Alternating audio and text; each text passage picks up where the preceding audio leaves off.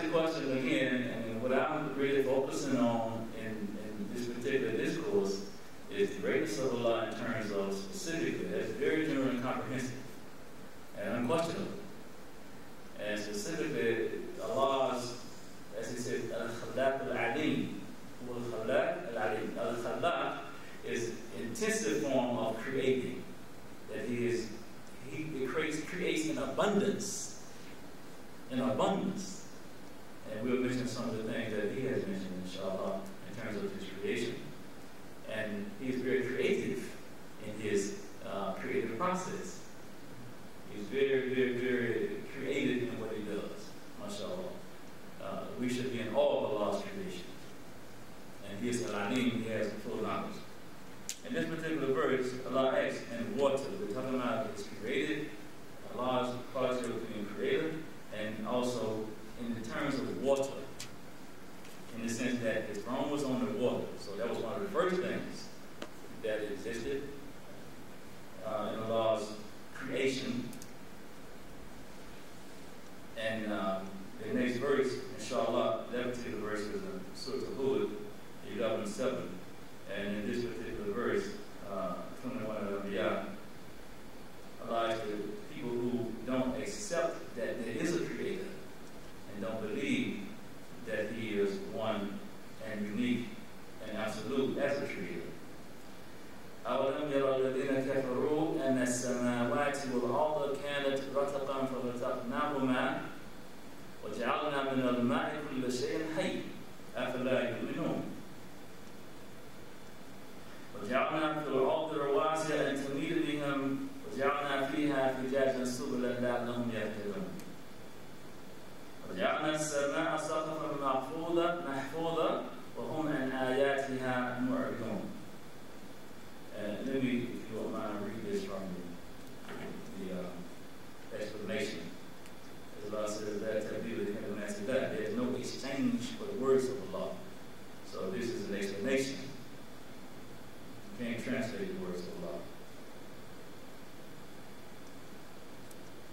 Have not those who disbelieve known that the heavens and the earth were joined together as one united piece?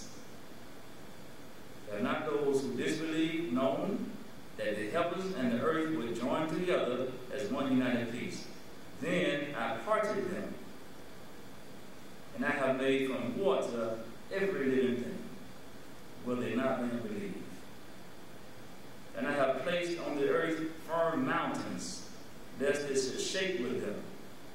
And we placed therein broad highways for them to pass through, that they may be guided.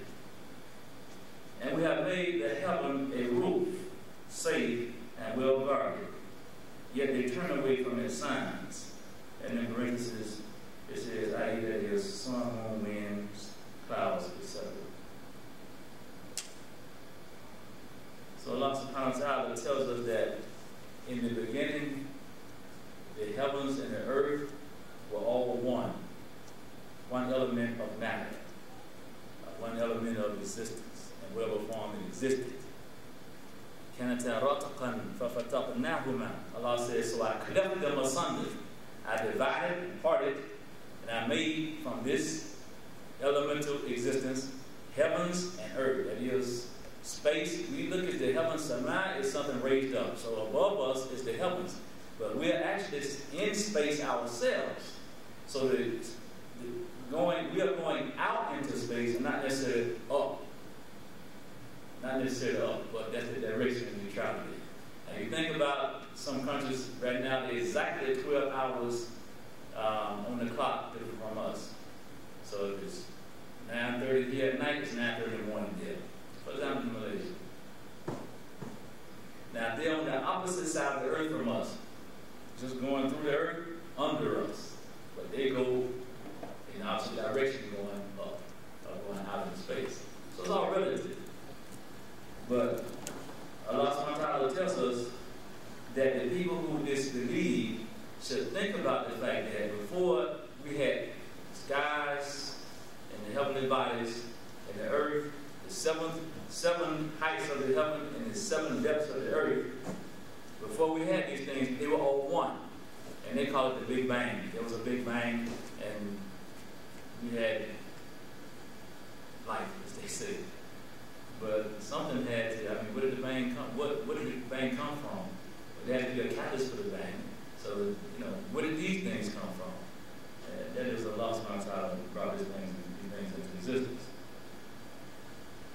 And Allah says He made from water every living thing where they not believe. So everything that is alive, Allah subhanahu wa ta'ala says He made that thing to be originated from water and dependent upon water. Everything.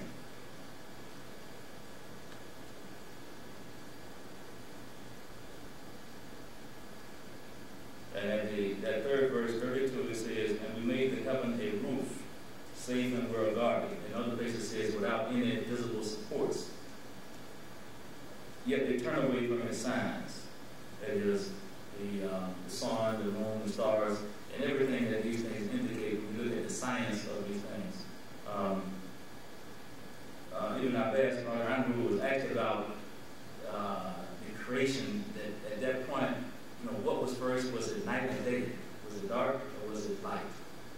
He said, if you look at the fact that they were joined together, how could it be anything but darkness? Because there's no sun to shine on the earth. It's all one piece, so it has to be dark.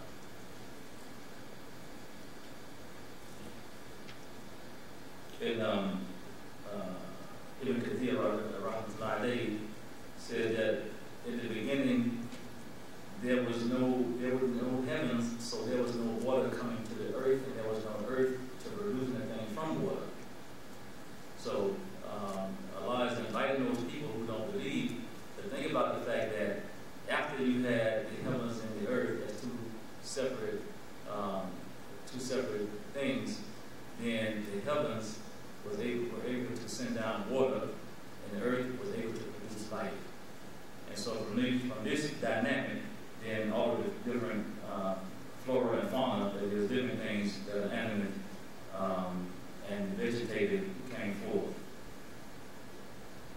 Allah asks us the question, أَفَرَأَيْتُم مَا تُمْنُونَ أَنْتُمْ تَخْلُقُونَهُ أَمْ نَحْنُ الْخَالِقُونَ? He says, do you not see the water that you emit, that is the female and the male procreative fluids?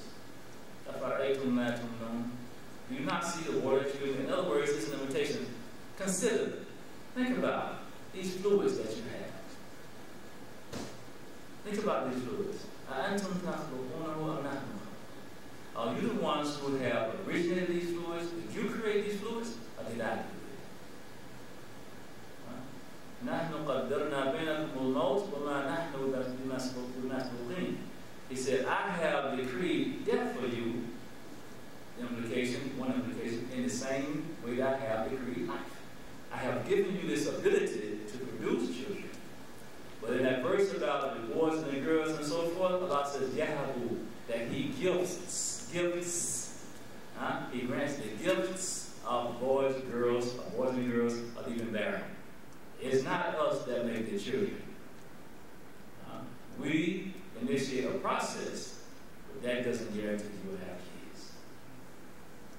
Doesn't guarantee. My father had 9 brothers and sisters, half of them never had children.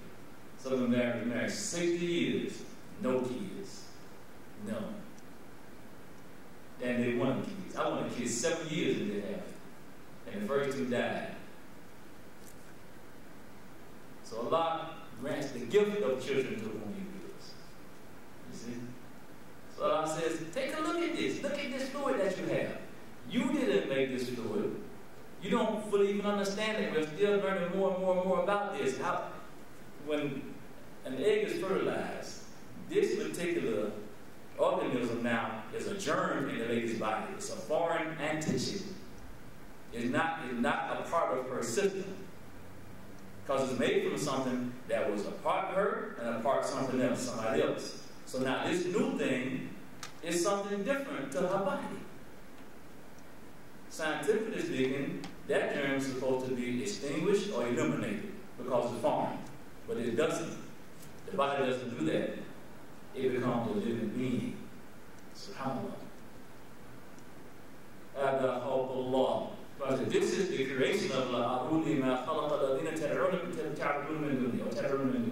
Show me that which those who you call upon, you worship besides Allah, show me what they have created.